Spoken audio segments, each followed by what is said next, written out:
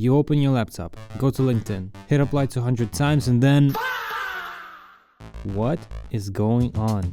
7 million jobs on paper only in the US itself. Unemployment is around 4.6%. So why? Think of it as musical chairs. In 2021, the music was loud. People were moving around. Today, the music is barely playing. Hiring slowed down to 3.2% per month. Companies don't hire, but they also don't fire. The hiring percentage is the lowest it has been since 2008. That's when the global financial crisis occurred. But exactly why is this happening? The tariffs. Job growth fell from roughly 120,000 to about 27,000 in months after them. Manufacturing shrank. Businesses paused. 51% of companies say that uncertainty is the reason for reduced hiring. Now add to that wars, threats, strict visa policies, and that's what you get. A labor market that is functional on paper, but is actually paralyzed. People just do not move. Then there's AI. It didn't replace that many jobs, but entry-level hires definitely got hit. Why would I hire a new grad to clean spreadsheets when AI can do it?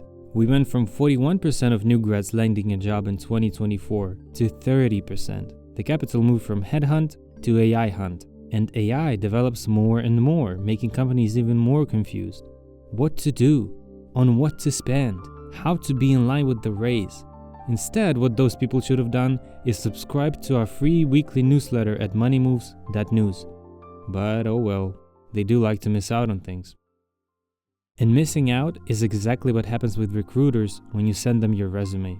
First of all, roughly 98% of applications get filtered by a bot before a human ever looks at them. Second, cold applications convert to 0.1% to 2%.